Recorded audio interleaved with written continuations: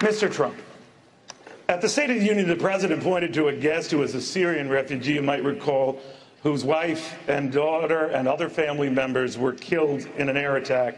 Now, he fled that country seeking asylum here, ultimately ended up in Detroit, where he's now trying to start a new life. The president says that that doctor is the real face of these refugees and not the one that you and some of your colleagues on this stage are painting, that you prefer the face of fear and terror, and that you would refuse to let in anyone into this country seeking legitimate asylum. How do you answer that? It's not fear and terror, it's reality. You just have to look today at Indonesia, bombings all over. You look at California, you look frankly at Paris, where there's the strictest no-gun policy of any city anywhere in the world, and you see what happens, 130 people dead with many to follow. They're very, very badly wounded. Some will follow. And you look around and you see what's happening, and this is not the case. When he introduced the doctor, very nice, everything perfect, but that's not representative of what you have in that line of migration. That could be the great Trojan horse. It could be people that are going to do great, great destruction. When I look at the migration, I looked at the line, I said it actually on your show recently. Where are the women? There look like very few women, very few children, strong, powerful men, young. And people are looking at that and they're saying, what's going on? You look at the kind of damage that two people that got married, they were radicalized, they got married, they killed 15 people, and actually 14, going to be probably 16. But you look at that and you take a look, a good strong look, and that's what we have. We owe $19 trillion. Our country's a mess, and we can't let all these people come into our countries and break our borders. We can't do it. Well, let me just tell you something, and you know because you just saw the numbers yourself. NBC Wall Street Journal just came out with a poll. Headline, Trump way up, Cruz going down. I mean, so you can't, they don't like the Wall Street Journal, they don't like NBC, but I like the poll. And frankly, it just came out.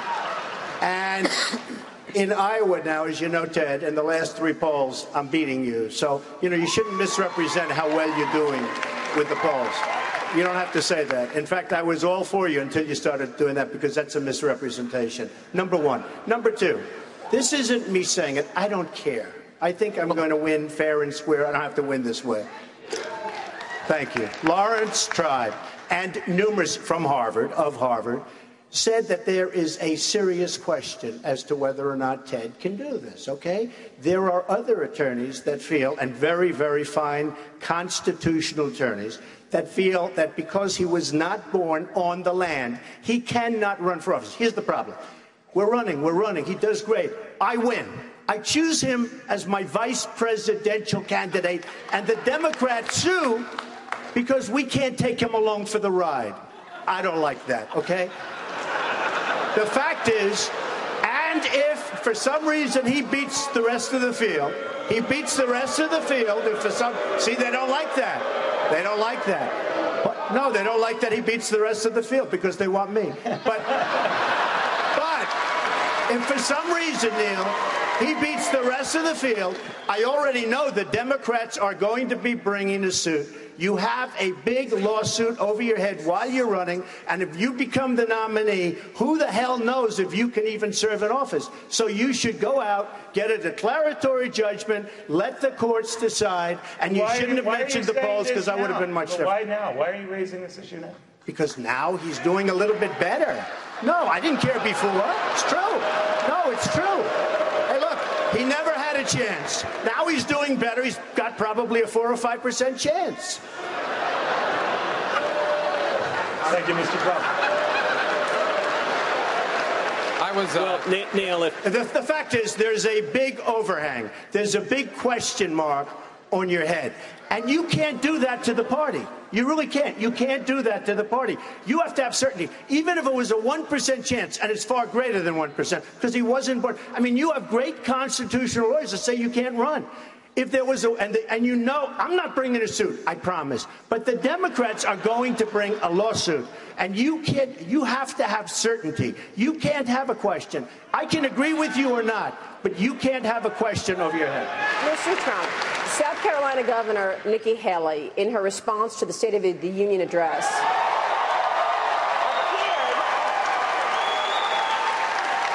appeared to choose sides within the party, saying Republicans should resist, quote, the siren call of the angriest voices. She confirmed she was referring to you, among others. Was she out of line? And how would a President Trump unite the party? Okay. First of all, Nikki this afternoon said I'm a friend of hers, actually a close friend. And wherever you're sitting, Nikki, I am a friend. We're friends. That's good. But she did say there was anger. And I could say, oh, I'm not angry. I'm very angry because our country is being run horribly. And I will gladly accept the mantle of anger. Our military is a disaster. Our health care is a horror show. Obamacare, we're going to repeal it and replace it. We have no borders. Our vets are being treated horribly. Illegal immigration is beyond belief. Our country is being run by incompetent people. And yes, I am angry. And I won't be angry when we fix it. But until we fix it, I'm very, very angry. And I say that to Nikki. So when Nikki said that, I wasn't offended. She said the truth. One of your colleagues interviewed me and said, well, she said you were angry. And I said to myself, she's right. I'm not fighting that. I didn't find it offensive at all. I'm angry because our country is a mess. Mr. Trump, are there any circumstances that you think we should be limiting gun sales of any kind in America? No. I am a Second Amendment person. If we had guns in California on the other side where the bullets went in the different direction, you wouldn't have 14 or 15 people dead right now. If even in Paris, if they had guns on the other side going in the opposite direction, you wouldn't have 130 people plus dead. So the answer is no. And what Jeb said is absolutely correct. We have a huge mental health problem in this country. We're closing hospitals, we're closing wards, we're closing so many because the states want to save money. We have to get back into looking at what's causing. You know, the guns don't pull the trigger. It's the people that pull the trigger. And we have to find out what is going on. We have to protect our Second Amendment, and you cannot do this, and certainly what Barack Obama was doing with the executive order. He doesn't want to get people together. You know, the old-fashioned way where you get Congress. You get the Congress, you get the Senate, you get together, you do legislation. He just writes out an order, executive order. Not supposed to happen that way.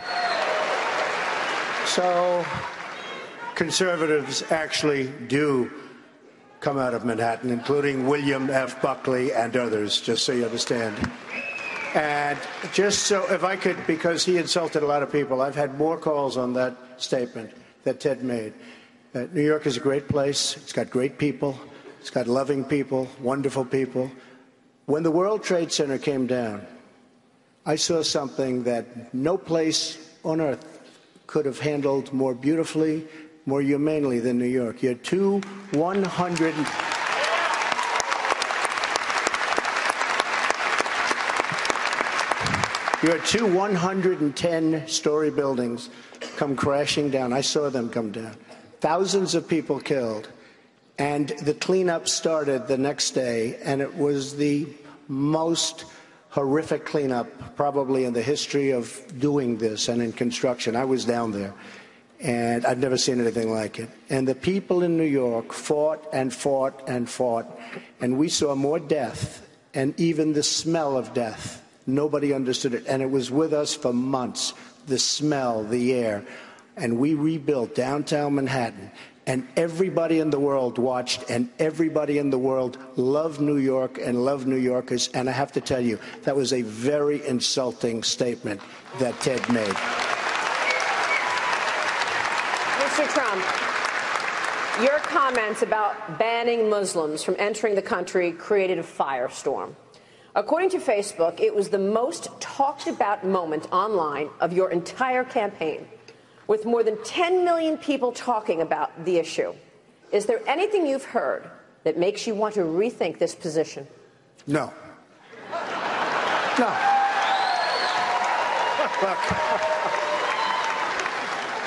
we have to stop with political correctness. We have to get down to creating a country that's not going to have the kind of problems that we've had with people flying planes into the World Trade Centers, with the shootings in California, with all the problems all over the world. I just left Indonesia, bomb, bomb, bomb, bomb.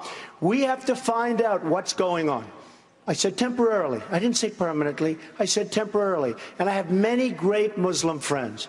And some of them, I will say not all, have called me and said, Donald, thank you very much. You're exposing an unbelievable problem, and we have to get to the bottom of it. And unlike President Obama, where he refuses even to use the term of what's going on, he can't use the term for whatever reason. And if you can't use the term, you're never going to solve the problem. My Muslim friends, some, said, thank you very much. We'll get to the bottom of it. But we have a serious problem. And we can't be the stupid country anymore. We're laughed at all over the world. I want security for this country, okay? I want security. I'm tired of seeing what's going on between the border where the people flow over, people come in, they live, they shoot. I want security for this country. We have a serious problem with, as you know, with radical Islam. We have a tremendous problem. It's not only a problem here, it's a problem all over the world. I want to find out why those two young people, those two horrible young people in California, when they shot the 14 people, killed them, people they knew, people that held a wedding reception for them. I want to find out, many people saw pipe bombs and all sorts of things all over their apartment.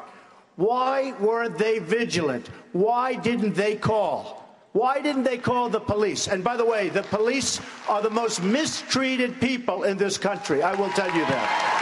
The most mistreated people. But can I say, wait a minute, we need vigilance. We have to find out. Many people knew about what was going on. Why didn't they turn those two people in so that you wouldn't have had all the death? There's something going on, and it's bad. And I'm saying we have to get to the bottom of it. That's all I'm saying. We need security. Mr. Trump, sometimes, and maybe in the heat of a campaign, you say things and you have to dial them back. Last week, the New York Times editorial board quoted you as saying that you would impose up to a 45% tariff on Chinese goods. That's wrong. They were wrong. It's the New York Times. They're always wrong. Well, they were wrong. You never said because they provided what I said at an editorial board remarks. I would use, they were asking me what to do about North Korea. China, they don't like to tell us, but they have total control, just about, of North Korea. They can solve the problem of North Korea if they wanted to. But they taunt us. They say, well, we don't really have control. Without China, North Korea doesn't even eat. China is ripping us on trade. They're devaluing their currency, and they're killing our companies. Thousands and thousands. You look at the number of companies and the number in terms of manufacturing and plants that we've lost, 50,000 because of China. So now, you never advocated putting a tariff on their goods? We've lost anywhere between 4 and 7 million jobs because of China. What I said this. We have very unfair trade with China. We're going to have a trade deficit of $505 billion this year with China. A lot of that is because they devalue their currency. What I said to the New York Times is that we have great power, economic power over China. And if we wanted to use that, and the amount, and where the 45% comes in, that would be the amount based on their devaluations that we should get, What I'm saying is this. I'm not saying we do it. But if they don't start treating us fairly and stop devaluing and let their currency rise so that our companies can compete and we don't lose all of these millions of jobs that we're losing, I would certainly start taxing goods that come in from China. Who the hell has to lose $505 billion a year? I'm sorry, sir. You lost me. But I do want to understand that. Well, it's not that complicated, actually. Then I apologize. Okay. But then I want to understand. If you don't want a 45% tariff, you say that wasn't the figure, would you be open, or are you open to slapping a higher tariff on Chinese goods of any sort to go back at them. Okay, just so you understand, I know so much about trade with China. Carl Icahn today, as you know, endorsed me. Many businessmen want to endorse me. I know, but that's Carl said, no, but he's somebody that these are the kind of people that we should use to negotiate, not the kind of people that we have who are political hacks who don't know what they're doing, and we have problems like this. So these are the kind of people. We should use our best and our finest. All right, now, on that tariff, yes or no? No, here's what I'm saying. China, they send their goods in. We don't tax. They do whatever they want to do. They do whatever they do. Okay. When we do business with China, they tax us. You don't know it. They tax us. I have many friends that deal with China. They can't deal. Number one, they don't want the product. And when they finally get the product, it is taxed. And if you look at what happened with Boeing, and if you look at what happened with so many companies that deal. So we don't have an equal playing field. I'm saying absolutely. We don't have to continue to lose $505 billion as a trade deficit for the privilege of dealing with China. I'm a free trader. I believe it. But we have to be smart, and we have to use smart people to negotiate. I have the largest bank in the world as a tenant of mine. I sell tens of millions of dollars. I love China. I love the Chinese people, but they laugh themselves. They can't believe how stupid the American leadership is. So you're open to a tariff? I'm totally open to a tariff. If they don't treat us fairly, hey, their whole trade thing is tariff. You can't deal in China without tariff. They do it to us. We don't do it. It's not fair trade. Neil, the problem with what Marco is saying is that it takes too long. They're sucking us dry, and it takes too long. It would just, you absolutely have to get involved with China. They are taking so much of what we have in terms of jobs, in terms of money. We just can't do it any longer. He is right. If you put a tariff on the good, it's Americans who pay it. Absolutely. You're looking at me? Yeah. Prices go higher for... Hey, can I tell you what? It'll never happen because they'll let their currency go up. They're never going to let it happen. Japan, the same thing. They are devaluing. It's so impossible for our... You look at Caterpillar Tractor and what's happening with Caterpillar and Komatsu. Komatsu's a tractor company in Japan. Friends of mine are ordering Komatsu tractors now because they've devalued the yen to such an extent that you can't buy a Caterpillar tractor. And we're letting them get away with it, and we can't let them get away with it. And that's why we have to use Carl, and we have to use our great business people and not political hacks to negotiate with these countries. And we don't need a weak person being president of the United States, okay? Because that's what we'd get if it were I'll tell you what, we don't need that. We don't need that. That's essentially what we have now, and we don't need that. And that's why we're in the trouble that we're now. And by the way, Jeff, you mentioned Boeing. Take a look.